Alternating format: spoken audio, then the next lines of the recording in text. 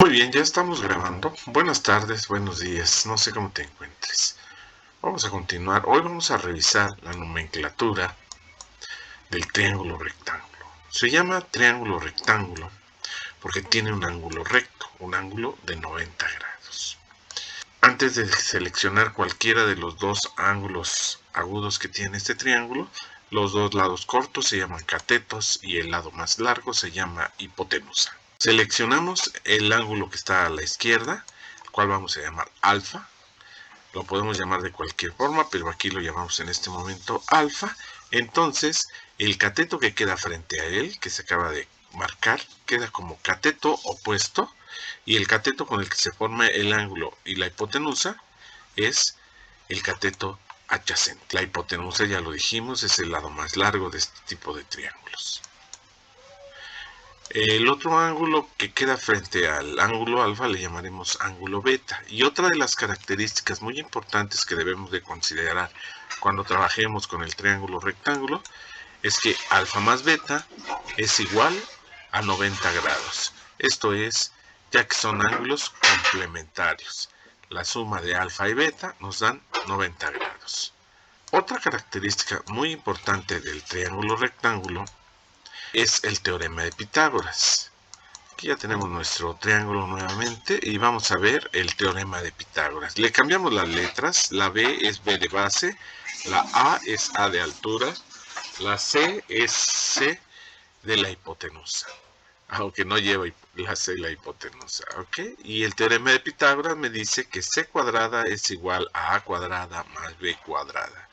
Por ahí hasta le hicieron ya una canción que dice que la suma de los cuadrados de los catetos es igual al cuadrado de la hipotenusa. A veces tenemos que utilizar el teorema de Pitágoras para encontrar ya sea o la hipotenusa o alguno de los catetos. Otra de las partes importantes cuando trabajamos con un triángulo rectángulo son las funciones trigonométricas.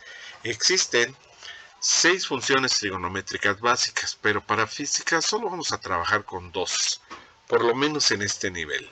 Y se pueden determinar para alfa o para beta, pero aquí las vamos a determinar para alfa. Vamos a determinar la función seno, que es cateto opuesto entre hipotenusa. Para este caso, donde tenemos identificados a la A como altura o cateto opuesto, la B como base o cateto adyacente y la C como la hipotenusa, nos quedaría A entre C. El coseno de alfa es igual al cateto adyacente entre la hipotenusa. El cateto adyacente en este caso es B y la hipotenusa es C. La tangente de alfa es seno entre coseno o cateto opuesto entre cateto adyacente. Para el caso de que tenemos ABC es A entre C. Los ejercicios que realizarás en el Kahoot les cambiaremos las letras para que lo que tengas que analizar es cateto opuesto, cateto adyacente e hipotenusa. Muy bien, tenemos un ejercicio del triángulo rectángulo y dice así: si consideramos que A es igual a C y B es igual a 8 unidades respectivamente, encuentra el valor de C y las funciones seno, coseno y tangente, así como el valor de los ángulos alfa y beta. Muy completo este ejercicio. Aquí tenemos nuestro triángulo, ya sabemos los valores de A y B, entonces C lo vamos a obtener con el teorema de Pitágoras. C cuadrada es igual a A cuadrada más B cuadrada. Despejando el C cuadrada, el cuadrado, nos queda como la raíz de A cuadrada más B cuadrada. Entonces es raíz de 6 al cuadrado más 8 al cuadrado. Hacemos esta operación en la calculadora y nos va a dar 10 unidades. Ya tenemos todos nuestros lados, 6, 8 y 10. Podemos proceder entonces a calcular el seno de alfa. Cateto opuesto entre hipotenusa. El cateto opuesto es el valor de A, que es 6, entre 10, que es la hipotenusa. El valor que nos da es de 0.6. Normalmente las funciones trigonométricas nos dan 4 valores. Anteriormente había unas tablitas que nos daban 4 decimales, pero nuestras calculadoras pues, nos dan muchísimos más. Vamos a ver, para la función coseno es el cateto adyacente entre la hipotenusa, el cateto adyacente es B entre C, entonces el coseno del ángulo alfa va a ser igual a 8 entre 10, 0.800. Muy bien. Aquí dividimos la pantalla para que no se confundan. Nos falta la tangente y la tangente es cateto opuesto entre cateto adyacente. O A entre C. Tangente de alfa entonces va a ser 6 entre 8 que es 0.750. Muy bien, ya tenemos las tres funciones trigonométricas, seno, coseno y tangente.